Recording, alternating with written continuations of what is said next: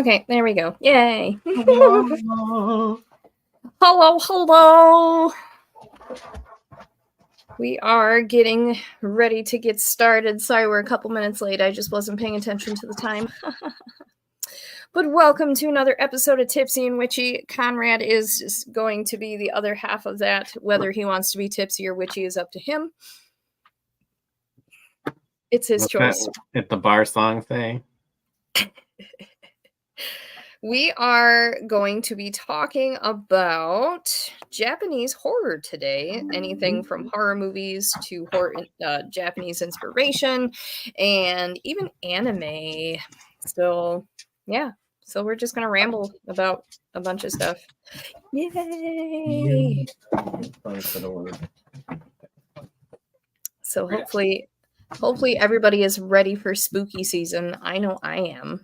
I am definitely ready now that this colder weather is in, and I got to sleep in a tent over the weekend and experience the cool night outside, and it was wonderful. And now I'm just like, okay, fall's here. Let's do this. I know it was a couple days ago. I put away my air conditioner, and I didn't even realize it was the first day of fall. It just so happened to fall that way. And I was so excited. I was like, yes! I chose the perfect day to put the damn thing away. And it's nice because now I have a full window instead of half a window. Mm-hmm. And then yesterday, I put up all my skeletons, and my yard is a boneyard now. It's fantastic. I love it. Mm-hmm. The skellies are in. The skellies are in, and I was telling Conrad before we started that I have one skeleton. Well, I have two skeletons dressed as pirates, and one of them he's like holding the post on my porch, and he's right outside the window, and every time I walk by, it scares the shit out of me because it looks like somebody's standing on my porch. And it even got Mitchell today, so that was really funny. So it's doing its job. It's doing its job. Hi, Lisa. So there's that. But yeah, I love my skellies. I look forward to this time of year, and hoorah. Spooky hoorah. So I figure I will start this off. I found a really cool list that talks about... First, before we just like jump right into it. How was your weekend? How was UFO Con? Yeah. Let's get some stuff in. I want to know. Oh, UFO Con was great. So we were there on Friday and Saturday, and we got to see all of our paranormal peeps. So I always like UFO Con because it's like a reprieve from the post-Paracon blues, because we get to see all of our friends and we get to talk about what we've been doing the last month. And so it's just really nice to see everybody. And I believe this is the last con that we are going to for the year, which I'm not totally ready to accept, but you know, it is what it is. Heartbreaking. But it was cool. I participated on a podcast while I was there. I was on the Paranormal Voice with Dale and Michael John. So that was super cool. If you guys want to see that podcast, it's very short. It's only about 5 minutes long. It is on the Tipsy and Witchy Facebook page, along with a podcast from 222 Paranormal Podcast that Mom and I both sat down and did at Paracon last month. So you can also see that on the Tipsy and Witchy page as well. So check those out. And if you like the 222 Paranormal Podcast as well as the Paranormal Voice, give them a follow. You can find them on YouTube. You can find them on Facebook. They're amazing, amazing people. So we got to do that, and naturally there is lots of alien stuff going on because it's UFO Con. You're on home lake. I know, right? We were not able to participate in the after hours where they call in the aliens. They do that with Andrea Perrin every year. And because Andrea is currently battling cancer, she was not there in person, but she was there via video live stream. So she was still participating and talking to everybody, which I thought was super cool. And I guess it was a really great night. That's awesome. And yes, but it was a good time overall. I probably spent too much money on food, but that's normal for me. Got to keep this girlish figure, you know? Yeah. And while we were in the Lakeside Resort, Conrad here was at a festival of his own, which I heard was super fun. Oh, it was fantastic. It was such an amazing weekend. Did you guys have any aliens show up by chance?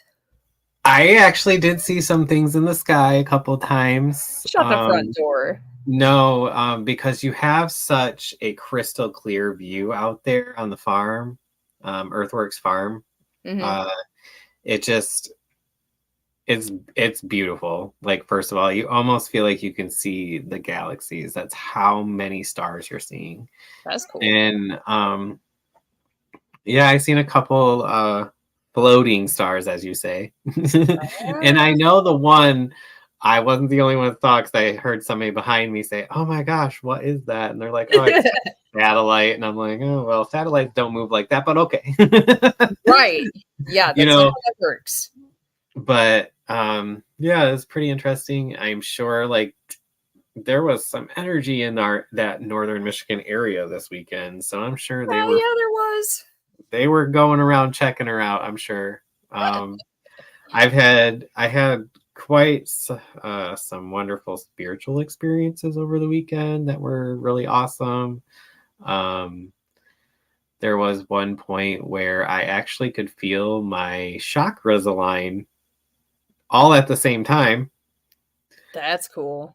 And it was very intense, very, very, very intense. I could actually see the energy shooting out of my body and going in every direction. So and was it in like different colors and stuff? It was white, like blue white, and it reminded me of lightning a little bit. And it was coming from the farm. Nice. Like the land that I was on was doing this to me, and it was crazy. It was awesome though. Yeah. And that was after I drank this kombucha that they had. Someone had, they do microbrew kombucha there. Yeah. And the guy that makes it, or the people that make it, play healing sound waves to the kombucha while it's brewing. So I think that was like the thing that kicked it in.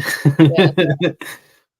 So, but after that, it was just a far out weekend. Pretty great. Lots of wonderful folk and bluegrass music and contemporary music, and just like art, expressionism. It was wonderful. And conservation of the land and water, which is really important because that's what keeps us all alive.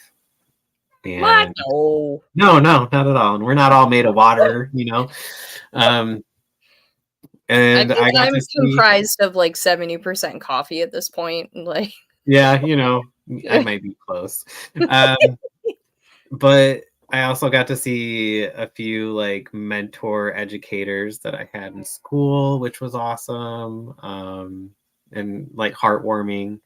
One of them being my band teacher, who also kind of helped create and make Earthworks Gathering what it is today. Sadly, it was the last one, but I got to see him perform and do his like last all-star stage set on Sunday. I sat in the rain and watched it front and center because I was taking it all in, and then I went home soaking wet. It could be worse. I had all my camp packed up and put in my car though, so I did that all before it rained. So. Perfect. Good deal. Well, you went to talk about, what the body's made out of, and so you got a full dose of it, right? Oh, yeah, definitely. Well, and I thought that was kind of crazy because the day before we did the water walk, which was kind of like a New Orleans style walk with a brass band, and like, you're following them, dancing and singing with them. And we walked through all the like performing areas, and like people are allowed to join in the walk as we go. And basically it was a dedication to Mother Earth and the water and giving thanks to it. And they actually had a Native American blessing over water at the stage where we ended at, and then they poured it back into the earth. That's cool. It was, and we all poured our energy and love into it and thanks. It was just awesome. It was such an amazing experience. I'm sad. The only thing that I regret is that I did not go sooner and that this was the last one. So. Right. Well, I mean, at least you got to go this one time, and I'm sure you'll find other like-minded events to go to as well. I have already been looking, and the new people I met, and this is really big for me, for anybody that doesn't know me personally. I'm not one to put myself out there, and I'm not typically one to just conversate with strangers per se, unless it's business related. And that's just my a little bit of my spectrum there. But this weekend that wasn't a problem at all, and I met all kinds of great and amazing people, and it just opened me up to a whole new world and so many people that are like me, crazy. But yeah, that's why we go to Paracons, for that same reason. Yep. Gotta love that big extended family. Yeah, it's such a sense of community and family and love and just awesomeness. You know? Agreed. Good stuff. Yay! All right. Should we dive in? Let's do it. All right.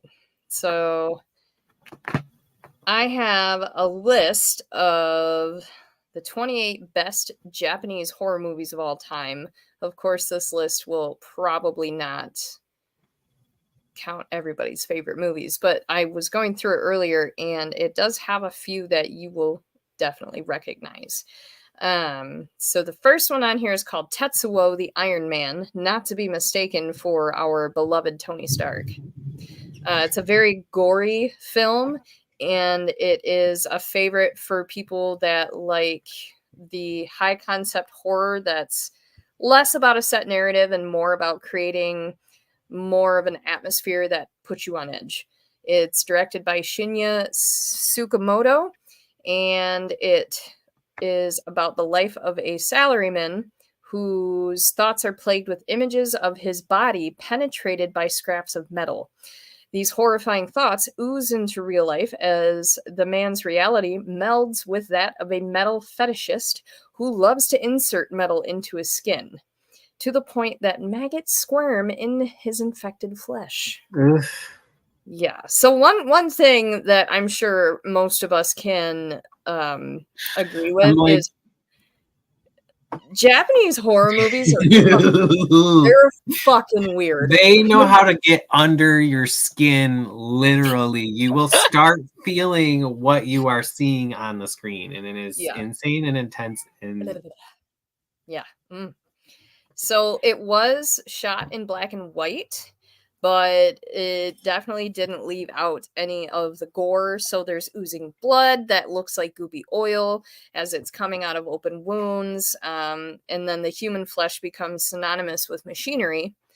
And what people find fascinating about Tetsuo the Iron Man is that it's actually a love story between the salaryman and the metal fetishist, because they both crave an unholy union between flesh and cold steel. So that's gross. I don't. So weird. I don't think I'll be watching that one. Not gonna lie. No, I mean. But if you're into the super goopy, disgusting horror, I think that one's for you. The next one on the list is called Kwaidan, which translates to Ghost Story. It is from 1964, and it is a horror anthology film directed by Masaki Kobayashi, and it's based on Lafcadio Hearn's collection of Japanese folk tales. The first story is The Black Hair, follows a poor samurai who regrets leaving his loyal wife for a wealthier yet cold woman in order to gain better social status. The next is The Woman of the Snow, in which two woodcutters seek refuge in a hut during a snowstorm. There, one of them is murdered by an angry spirit who spares the other on the condition that he never tells anyone what he's seen. His resolve is tested when he meets a beautiful woman who resembles the spirit. And the third one is called Hoichi the Earless, about a blind musician named Hoichi, and he attracts the attention of a rich family that probably isn't human. The Last Tale in a Cup of Tea is a short and sweet segment about a man who keeps seeing faces in his tea. So Kwaidan is a dive into Japanese folklore and some of the more traditional ghost stories that have been told throughout the centuries, which a lot of those actually sound very similar to Junji Ito's work. If anybody has seen the anime Japanese Tales of the Macabre, it's on not Facebook, good grief, it's on Netflix. And that also covers a lot of Japanese folklore, and it's really good, but it's one of those slow burns while you're watching it. You're like, oh, okay, this isn't bad, and then all of a sudden it kind of psychologically fucks you, and it gets you, halfway through. I feel like that's almost every one. Real quick side note, as I'm going through this. Yeah. Death Note Light Up the New World. I have, as much as I love Death Note and adore it beyond compare, I have never heard of this. I have not heard of this either. What is this? It's a live action film from 2016. It looks like it's on Amazon. It's Death Note Light Up the World. Oh, now I gotta look that up because I own Death Note 1 and 2, the live actions from Japan, which are really good in my opinion. And then there's the American version of Death Note on Netflix, which is trash. All right. The only good thing about the American Death Note is Ryuk. I loved him because of the actor they had who portrayed him. His name is escaping me right now, but he's that one guy. Oh my god, what's his name? He played the Green Goblin in Spider-Man. Why am I drawing a blank? Oh gosh, yeah, now I'm drawing a blank because I'm anyway, that was the only good thing about that whole movie. Other than that, it was a piece of shit. Like, it was terrible. Okay, what's it called? So it's only got like a 50 to 59% rating. It says 10 years later, 6 Death Note books come into existence on Earth. Two new heirs to the DNA of Light and Detective L face off each other in a deadly game of cat and mouse. It looks like it's a Japanese make too. It is. It was released in Japan originally. Shinsuke Soto. Like, I'm terrible. I sound like mom right now.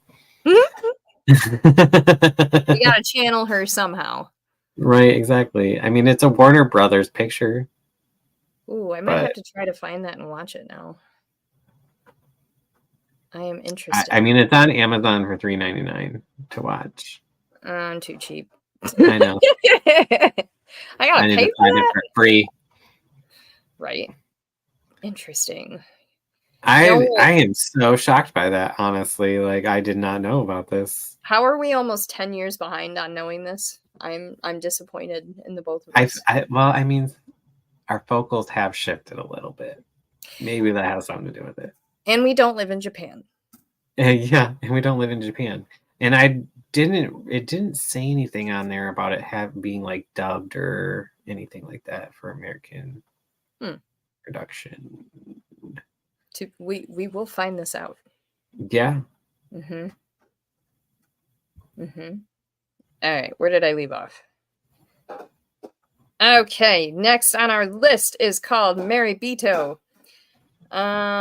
This is a found footage type of film. So after directing the cult hit Ju-on, or The Grudge, director Takashi Shimizu released Mary Bito, which is a tale about a nervous man who becomes obsessed with filming the world around him after watching a man commit suicide. Through his camera, the man hopes to better understand death. In his quest, the protagonist travels to a bizarre world underneath Tokyo, armed with nothing but his video camera. While venturing through this strange place, he encounters a young woman chained to a wall who he decides to save and bring home. But as he's spending more time with her, he realizes that she doesn't eat, drink, doesn't talk, and he continues to care for her, but his life becomes more violent, and he's realizing that he brought something to the surface that probably should have been left where it was. So Maribito takes a lot of cues from like H.P. Lovecraft, playing with the overwhelming madness intrinsic to cosmic horror. That one sounds kind of good. I'd watch it. Next on the list is called Tag. So this one is Sion Sano, is a mad genius who doesn't let the pesky things like a cohesive narrative hold him back.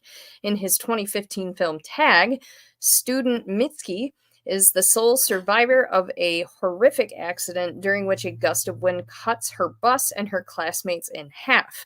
The introduction sets the scene for a truly ridiculous story that involves multiple dimensions, mistaken identities, machine gun wielding teachers, and much more. So Tag is a film made for gorehounds looking for something basically insane, but it is also noted as being very feminist. So as Mitsuko travels through a very bloody hellscape watching all of her friends die, Sano questions the objectification and use of the female body in exploitation horror. So they ask, why is it called Tag? Is it all a game? You have to watch the movie to figure it out. The next one, I've heard of this one, and it's older. It's called Onibaba, and it is by Kanado Shindo from 1964. It's set in 14th century Japan, where an old woman and her daughter-in-law are trying to survive during a civil war. As they await the return of their son/husband, the women murder soldiers, loot their bodies, and sell the stolen goods so they can afford to survive. But when their neighbor returns from war, things get complicated, and a strange love triangle threatens the women's violent yet simple way of life.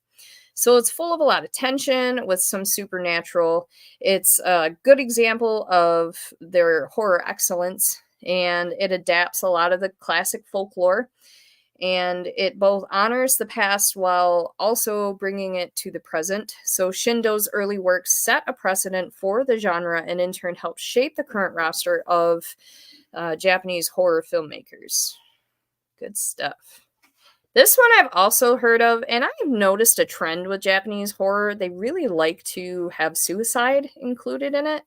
And I think that's why I try not to watch a lot of it, because it's not my favorite. Well, and you think about suicide forest there. Yeah. Yeah. Like, which I guess that forest, I was just watching a video on YouTube about this urban explorer guy, and he went to the forest, and it's actually quite beautiful, but they have signs posted all around the entrances saying, you know, if you're here to take your life, here's a phone number, please contact someone, don't do it, blah blah blah. So it's a huge deal. Yeah, it's nothing for them to go out and find many bodies in one day. Yeah, it's very sad. And I mean, many people go in there and they're never found again, and then when they are, they're a skeleton. And yeah, it's such a vast forest, and it's easy to get turned around in there. And definitely. There's dead zones, which there's no energy or sound that they can like really detect in those areas, and they think that's kind of why people get in there and like get disoriented. They've found people that didn't even like die from suicide; they died from starvation and dehydration because they couldn't get out. Right. And what I find interesting is there's no notable wildlife that live in that forest. Mm-hmm. And that's the other thing, along with the sound and stuff like that. There's no wildlife. I wonder if anyone's ever like measured what kind of frequencies are in there. I think that would be I know that the Japanese government is very particular and picky about who is allowed to do that on that land. Right. Because I think that they know stuff, because I'm sure that they've been figuring it out for years now, way ahead of what way before we even knew about it, So, and you can't tell me that that is a very large happening thing and that they're not, looking in on it. Right. No, I agree. So I'm sure that's why, though, is they probably already know and they just don't need anybody else finding out. Right. And that's a sad thing. Continuing on the side note tangent, the sad thing about Japan, they have such a high work ethic, that they tend to overwork a lot of people in most of the industries. So the suicide rate in Japan is very high because people they're burnt. Yeah, they're totally burned out and they feel like there's no other option. It's quite terrifying. Humans aren't supposed to work like that. No. I mean, and it's only been fairly recent that they've really started working on laws regarding how many hours people can work. I know that they technically have 40-hour work weeks set, but they don't necessarily follow that. A good example of this would be the anime industry. So like one of the more well-known ones as of right now is Mappa, who has given us Chainsaw Man, Jujutsu Kaisen, Attack on Titan. So a lot of those big animes, the reason that they crank out these episodes so fast is because nobody's allowed to go home. They have to continually make new shows. And you can actually see how the workers get burned out if you're watching these shows, because the animation will suddenly take a dip because their deadlines are not workable. You can't produce good quality in the deadlines that they set. So for example, if you watch Chainsaw Man, I think it's 13 episodes, beautiful animation until you get to about episode 11, and then you can tell they were taking shortcuts just to get it done. It's terrible. So Mappa was it's facing a lot of scrutiny because of this within the last year. I don't know if anything's changed. I haven't looked into it lately, but it was a super big deal. Like people that were working for Mappa were posting on their X accounts, this is what they're doing to us. We're not allowed to go home, blah blah blah. It's crazy. But I'll let y'all look that up on your own if you're interested. Yeah, it is insane. And I think the push from like the West is really going to help them in that aspect, hopefully. Mm-hmm. Like, wow, don't work people like they're machines. Okay, that's why that's why we need to build machines if we're going to try and work people like machines. Well, and the sad part is like there's a huge demand for the anime industry, but at the same time, a lot of anime fans are like, we're willing to wait for these episodes. You don't have to keep cranking them out. Like it's fine. Well, and another thing comes down to is greed and money. Yep. And there's also been, so like, if you notice, if you're an anime fan, of course, a lot of the animes that we've watched from the mid 90s to like the 2010s, particularly like Dragon Ball Z or Naruto or the first Full Metal Alchemist, there was a lot of filler episodes. And most of the new animes that are coming out today don't have filler episodes. They're only they only go by the book. Like there's no filler, and a lot of fans miss those filler episodes. So part of me kind of hopes that they start throwing in a couple here and there again, because it was kind of a nice reprieve, especially if it's a super crazy ass storyline that's making you question your sanity, things like that. I remember when you made me like, well, okay, you got me into the anime at first, and so you broke me in with Full Metal, mm-hmm. and you're like, read these. and then we'll watch it. And like I started reading them, and then we started watching it. And I was like, this didn't happen. And you're like, no, it's in filler episodes. And I was like, it's so nice because there's background now. Yeah. And I mean, for Full Metal Alchemist, I get why it was complete filler by the second half, because the manga wasn't even finished. They created Brotherhood. I think it started coming out in 2010 because the manga was either close to being done or it was done. I can't remember now. But there ended up being 27 volumes. I have them all. So they were able to make the series correctly. And I love it. I love it. It's awesome. And it had a way better ending for the characters, because I love the original Fullmetal Alchemist, don't get me wrong, but I feel like they did everyone dirty. Especially putting everybody in different dimensions and they couldn't be together, and it was just bullshit. But anyway. Getting back on topic. Don't get me started, man. Don't get me started. All right, let's see here. Let's talk about... okay. I was going to skip this one until I read something about disembodied cats. This one is called Hausu. And it's a very psychedelic kind of movie. And it is directed by Nobuhiko Obayashi. And it came out in 1977. And it includes disembodied cats, breathtaking animation, and more. Well, I'm out. You lost me at disembodied cats. So, a young woman named Gorgeous brings a group of her close friends to her aunt's house over the summer to relax in the countryside, but they don't know that this house is deeply haunted. And it's a film that knows exactly what it is, and Obayashi commits wholeheartedly.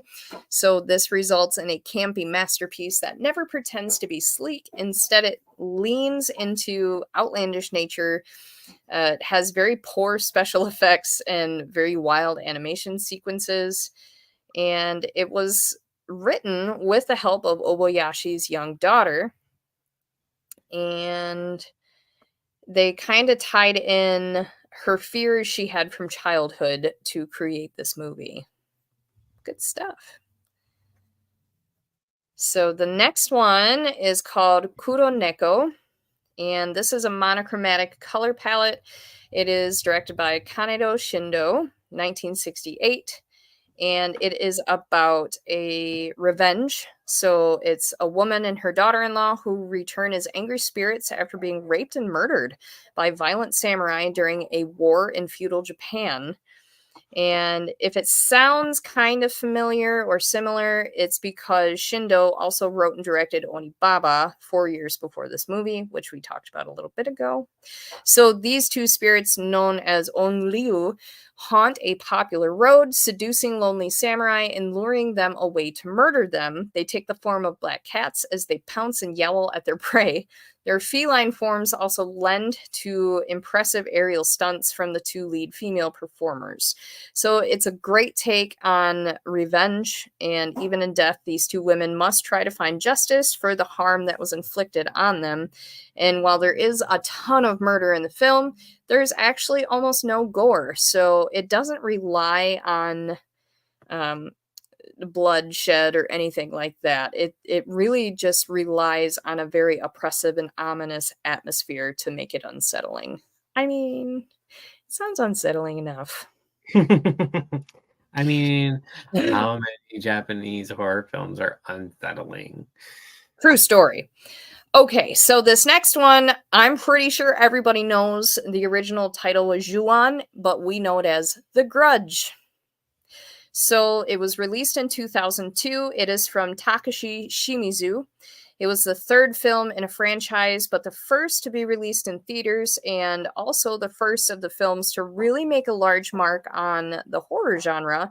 So it's about a woman named Kayako and her son.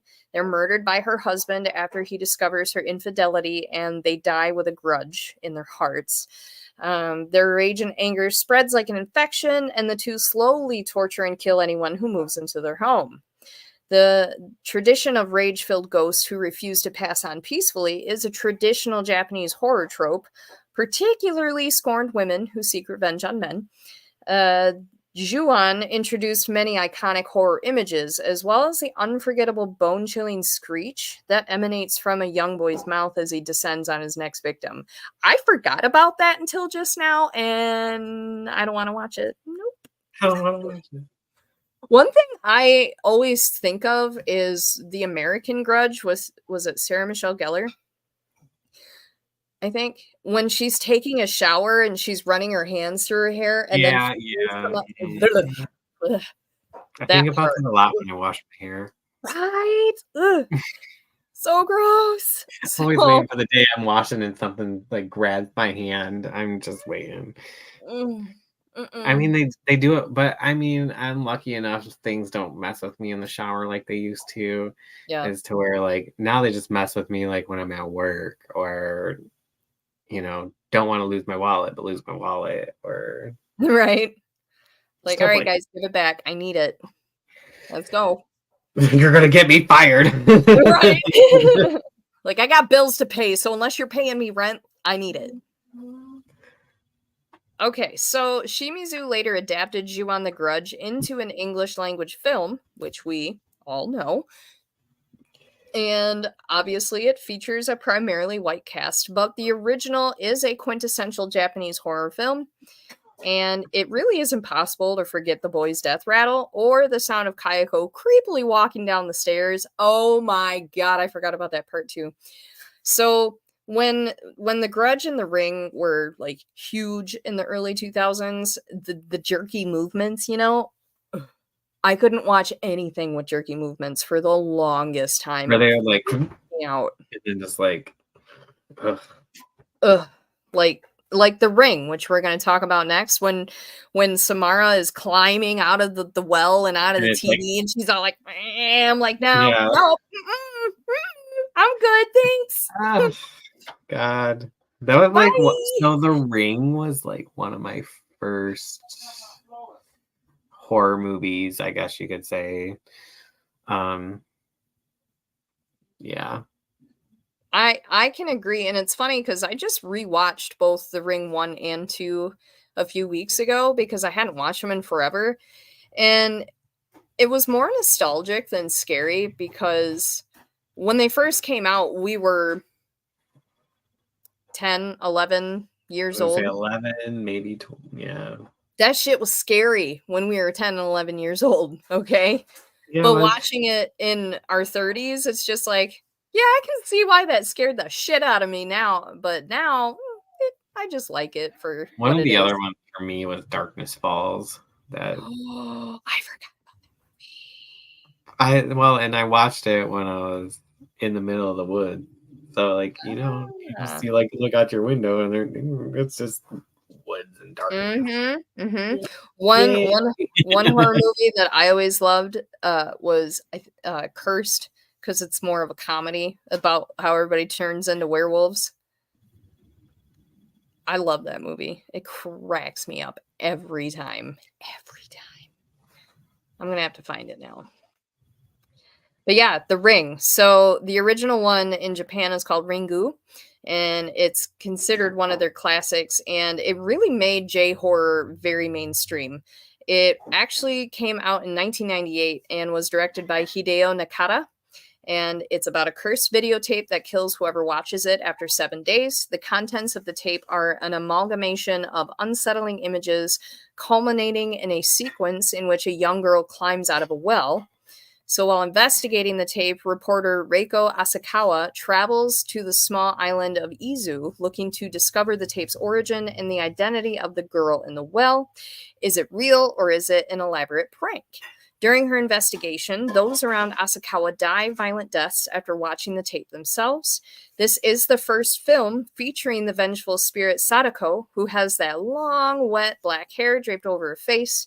This was also one of the first films to tackle Japan's growing digital landscape and the horrors that lie in our increasing dependence on technology. So for the American version, obviously it's The Ring, and it's not Sadako that we know, it's Samara. And one thing that blew my fucking mind was it was only a couple years ago I learned that the little girl who played Samara is the voice of Lilo in Lilo and Stitch. I think. No, not Lilo and Stitch. I was thinking of Lilo and Stitch. It was wow. Chihiro in Spirited Away. Good gravy. But anyway, yeah. It's crazy shit. Like, how is it that this being that scared the living daylights out of me was also one of my favorite things at the same time? What? Right, yeah. Blew my mind. Blew my mind. But now I'm just like, yeah, go Samara, kill everyone. I'm rooting for the bad guy now. I'm rooting for the cynicism of growing up. Get it, girl. Yeah, take him out. We got you. Yeah. Like, honey, who do you want me to send the tape to next? Girl, I got you. Where am I going? How many tapes do you want, girl? Because I'll make as many as you need. I'll distribute them. Let's we're gonna pull an Oprah. You get a tape and you get a tape. Yikes. So the next one on this list is actually one of the first Japanese horror movies that I watched, even before The Ring. And it's called Audition, my bad. So it's a Takashi Miike, and it's very bloody, very gruesome, and it's noted as one of Japan's most extreme horror films, and this includes Visitor Q and Ichi the Killer. But this one from 1999 is considered one of the best, and it's actually one of James Gunn's favorite horror movies.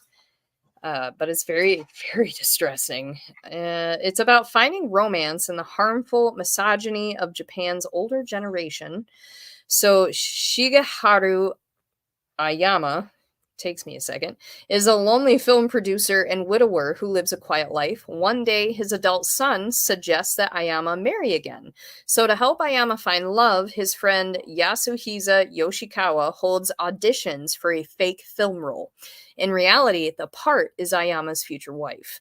So during the process, Ayama becomes enamored with the quiet and mysterious Asami. As their relationship blossoms, he begins to discover dark secrets about her past, dismembering abusers, copious amounts of piano wire, and bowls of vomit. So while Audition starts as a slow-paced relationship drama, the film's final act is well worth the build-up. It's one of the most shocking sequences ever committed to film. So it also serves as the perfect introduction to Miike's work, illustrating his unique style of filmmaking, as well as his uncanny ability to create disgusting and disquieting images. Yeah, I'm not gonna lie, like, I've only seen this movie once in my life, and once is enough, because I remember walking away from that movie like, what the fuck did I watch? Yeah. I was so disturbed. Like, I couldn't look at life the same for at least 2 weeks. I was so confused. I was so confused. It was bad. It was so bad. But like, if you're into super fucked up movies, that's your movie. Okay, the fact that this movie is on here kind of makes my inner child very, very excited. They have Godzilla on the list. So kaiju movies are often thought of as campy spectacles, cheap rubber costumes, which distract you from citywide destruction, massive monster battles being the centerpieces. But the original kaiju movie is Godzilla, and it was directed by Ishido Honda in 1954, and it is considered a terrifying monster movie that examines the horrors of nuclear war. So in his original iteration, Godzilla is an ancient creature awakened from his underwater slumber by an atomic bomb testing in the Pacific Ocean. He now travels across Japan, leaving devastation in his wake. Not only is the city of Tokyo shown burned to the ground, but Honda also focuses on the individuals affected by Godzilla's destruction, depicting hospitals packed full of sobbing families and dying children. In this film, Godzilla is not the internet's thick-thighed boyfriend. He's a terrifying creature sent to wreak havoc on those who try to play God. Now, I'm not going to lie to you. Godzilla, the original 1954 Godzilla, was one of my absolute favorite movies as a child, and naturally, I was always rooting for the monster. I'm still rooting, and where the hell is Godzilla now? Because he needs to take care of some business. I think I'm gonna write Godzilla in on the presidential ballot. There you go. You'd do a hell of a lot better. Like we're going straight for Godzilla. Let's all band together and just vote Godzilla. Vote Godzilla. What would they do? You run in fear because he'd probably rip their asses apart. So the next one we have is called Pulse, and the image on here, I wish I could show you, is super creepy. So it looks like a traditional Japanese style home with like the screens for the walls and stuff. And there's like, it looks like a shadow, but at the same time, it almost looks like it's made out of oil or dirt or something. I don't know. It's really disturbing. So, at the turn of the century, one of Japan's biggest fears was the increasing isolation that came with the growth of the internet. Kiyoshi Kurosawa encapsulates that cultural anxiety in his 2001 film Pulse, which is about a ghostly virus that leaks from the internet into reality. In parallel storylines, two young women discover that something strange is happening to their friends who begin committing suicide after leaving cryptic notes asking for help. You see a trend here? As their stories converge, the women discover that the spirit world has found a way to access and infect the real world through internet connections. It's like a computer virus, but one that also takes over the minds of real people. And like any virus, the mysterious force begins to proliferate exponentially, claiming more and more lives every day. Kurosawa creates some very harrowing moments, including a scene with a slow dancing ghost who is more menacing than any other cinematic spirit of recent memory. I might have to find this one.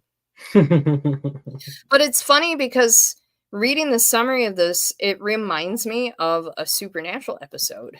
There is an episode of Supernatural where the boys are trying to figure out how all these people are dying, and it turns out that this group of kids weren't paying attention. They were texting on their phones while driving, and they hit a guy who was just newlywed, and he runs into a telephone pole and is electrocuted, essentially. And because he died by electricity, his vengeful spirit went into the telephone pole, and he found all the kids by the internet. So he traveled through Wi-Fi waves, right? And one of the cooler deaths, I think, is when he takes over the map app on the guy's phone. He's with his girlfriend, and they're trying to find the supernatural version of Taco Bell, but she leads them to like a dead end, and then the app tells the girlfriend to get out of the car, and when she does, the doors lock and the it's actually a truck. The truck goes like off a cliff or something. It's crazy. So now I'm thinking that they must have gotten that storyline from that. Makes a lot of sense, doesn't it? Well, there's a lot of speculation and belief that actually happens. I mean, there are claims that watching certain things, like watching exorcisms or demonic activity, will actually cause you to bring that demonic activity into your home. I honestly don't believe it. I really don't. I think that is just based off of Hollywood and folklore. Honestly, I don't think it's true. But I don't know. I've never experienced anything like that. I have, however, experienced, especially when we first started Tipsy and Witchy, we were actually called Spirit Sisters, and we were on Blog Talk Radio. So we were an actual podcast with no visual. We were just audio. And I can recall one of our first episodes of talking about hauntings, we started getting EVPs on the show. So we didn't hear the voices, our listeners were hearing voices. So it was very interesting. So we've had experiences like that, but never have I had anything happen where I'm watching something like on YouTube or whatever. Or as a great example, Zach Bagans has his shitty documentary, The Demon House. And it has a warning in the beginning, watching this might subject you to demonic activity. And you're like, no, it's not. You want to know why? Because the whole thing's bullshit. Just saying. Oh, there's a spider crawling up my wall. Oh no. And it just really? Like It just came up just like go get a chicken. Go get a chicken. The chicken will eat it. Did you see that video? Wait, don't you still have bearded dragons? Hello? No, I do not have bearded dragons. Damn. Of all times. I should go get a chicken. But by the time I get back, it'll be gone, and then I don't know where it's at. I'm thinking about getting the electric fly swatter. You know, when the minute you stop watching it, it's going to disappear. Don't make me look at the screen then. Oh, shit. Oh, God. There was one. Okay, right up here. Uh-huh. On this trim, there's like a little gap. And I've seen its little ends of its feet sticking out. And you could tell how far apart the feet were, that it was a big spider. I grabbed... Oh my God. Speaking of... Oh, that face is not a good face. Is it getting closer to you? It fell off the wall. It's too big to climb up the wall. It fell off the wall. So... that happened the other day. There was a giant ass spider. I shit you not. This fucker was like this big, and he was coming down off the gutter, and Mitchell saw it first, and he was like, "Go get something!" And I thought he said grab tissues, right? So I run in, and I'm grabbing paper towel, and he's like, "Not paper towel, give me 2 shoes." And by the time we got the shoes, the damn thing fell off its web, and I'm screaming from inside the house. I'm like,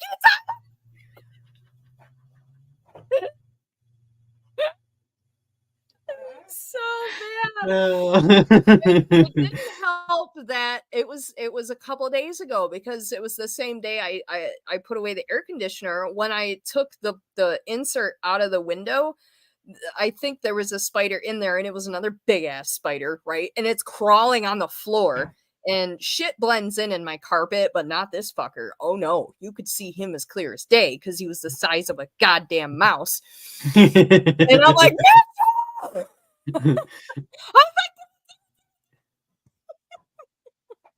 I'm just over here trying to cause heart attacks. Not a big deal. The one that was above the door, I grabbed the regular fly swatter in one hand because I knew it could get up in that crack. Okay.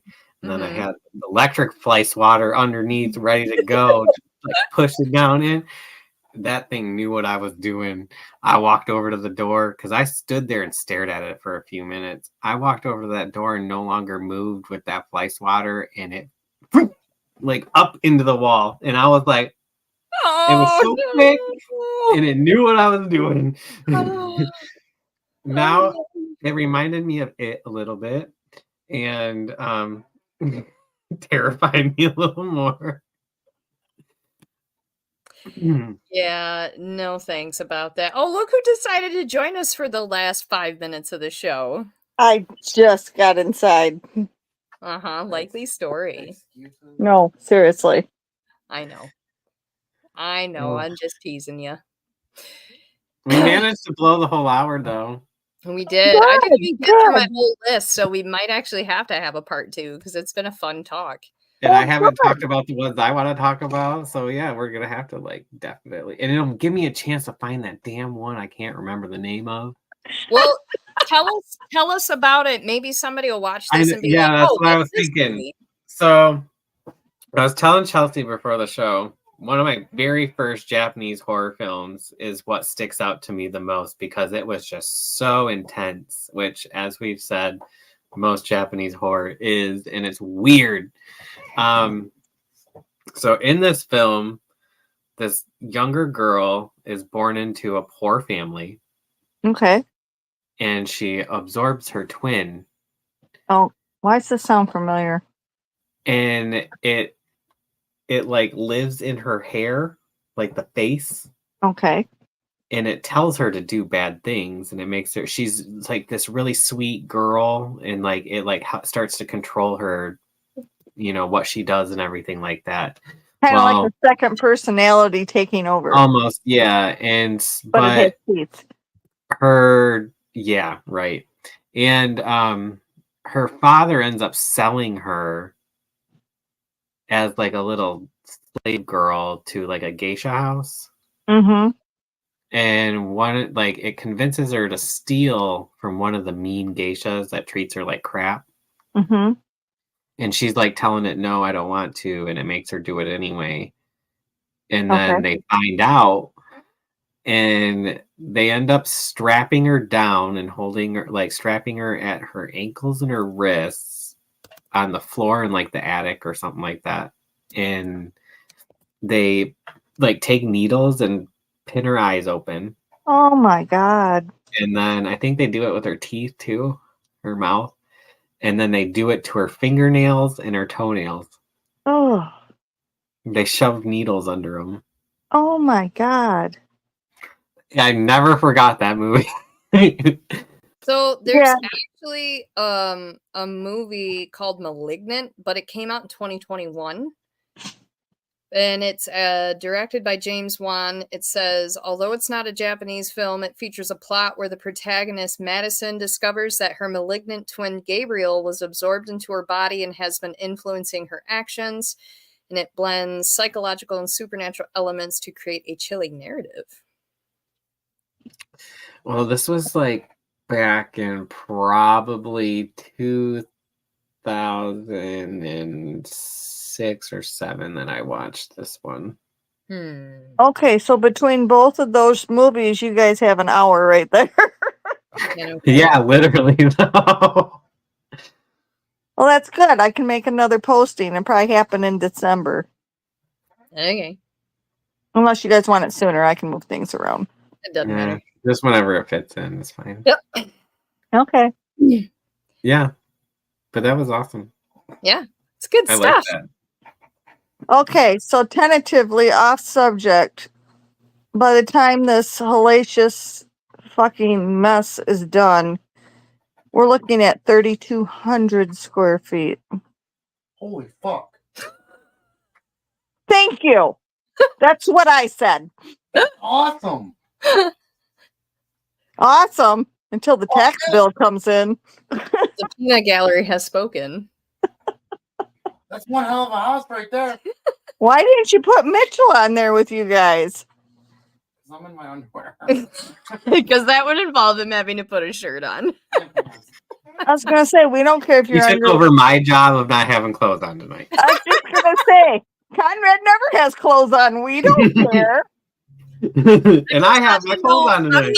Honestly, know if any of us are currently wearing pants. Let's be real. I'm not. It's always a question for me that I won't answer. You answer.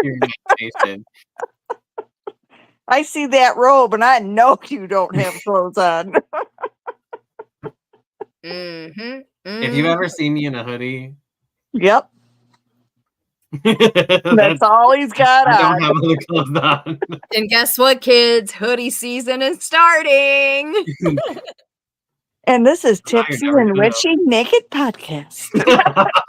JK, we're not doing that. No. I will. Is it? No. You can visit my OnlyFans at. Oh, Mitchell said he will. We'll have to have a nudity night. Only the top half. Absolutely not. I'm sure Kevin will join in. Oh, he would love that. Let's not. Well, since we only have a couple of minutes, just a few announcements. I have 2 gigs this week. So on Friday night from 7 to 10, I will be at the Grayling Moose and I will be singing and playing guitar. And then Saturday night, I will be at the Grayling American Legion from 7 to 10 as well. So if you are in the Grayling area and you feel like coming out saying hi, I will be playing both those nights. So come out. In the meantime, downstate, if you're in the Durand area, Mom will be at... So will Conrad. Are you coming, Conrad? Yeah. Is it at the... Where's it at again? Eagles. The Eagles. Thank you. You guys will be at Durand Eagles for the fair. So they will be doing readings. And it's for old newsboys. Yeah. It's a fundraiser. And it's a craft show, readings, massages, you name it. No nudity. No nudity, not in live. Kind of bummed, but. So what time does it start and end? Do you remember? No. Do you know, Conrad? It's noon to 5, right? I was just looking at the flyer. Too, because I was trying to create a post to reshare. It's on Facebook. Look it up. Yeah, go to any of our pages. Conrad. You'll find it for sure. Yeah, for sure. So we've got stuff going on. Oh, and then Sunday in Linden at the Crow's Nest at 1 p.m. Anybody that needs a pecker, a sexual lotion or whatever you want, we're having a pure romance party. You have such a way with words. Yes, penises are us. And we're playing sex bingo. Beyond there. And it costs $15 to play. Totally worth it because everybody wins something. Boys and girls are allowed. Oh, really? So Conrad, spend the night and go with me. Really? Oh, hell yes. That's new. They're not in MLS anymore. Okay. In the day and age we are in, that is probably a lot better. Well, you know what? When I used to sell it, I did co-ed. I didn't care if I got busted or not. Honestly, I don't understand why they couldn't have both anyway, because they have products for both parties. Because it was liability when it was an MLS. Yep, and it was about modesty. And they are not MLSs no more. Let's be real. Is there really modesty in sex? For some people, there is. Well, they're weird. They don't count. Well, the modesty of it is not talking about it and keeping it behind closed doors. Modesty is just wearing granny panties and pretending, okay? I wear granny panties and I pretend I have the greatest sex in the world. No, Let's be real. That's role playing. Let's be real, though. With the prices and inflation, granny panties are way more affordable than your sexy lingerie. So I'm all for it. I'm just saying. Just don't wear them. Just go commando. With my years of experience of being friends with women, I know granny panties are much more comfortable during certain times of the month. So damn right they are. Damn right they are. Yes, back when that used to happen, yes. So if you want to spend the night, Conrad, and go with us, you're more than welcome. Do it. Do it. Do it. Do it. All right, kids. We are over our hour, so we did it. Yay! Do we remember I was just about to ask that. What's next week? I don't know. I'm getting there. I'm so freaking tired. I don't know anything. And I had to give up my Evanescence tickets for Saturday. I'm so bummed. You'll survive. I gave them to my sister brother. Sister brother? What? I'm pretty sure he lost it in his bloomers. Apparently, we're talking about boobs. We're talking about what? With Jamie Bentley. Nope. No? I don't know. I don't know who you're talking about. It says boobs, boobies, hooters. Oh, I'm still on Evanescence. Oh, I'll have to get a hold of her. She probably forgot. Yeah, we got to get her on because we're going to talk about boobs. Well, if she don't get on, you guys be prepared to continue your talks. Okay. We can still talk about boobs. We can always talk about boobs. I have lots of stories about boobs. Because as we know, I have a lot more to add to my ticket. There you go. For Awareness Month. All right, guys, we got to stop the show. We're over our hour. So tune in next week for the boob show. And everyone have a great rest of your week. Stay safe and stay spooky. We love you all. Bye. Peace out, babe.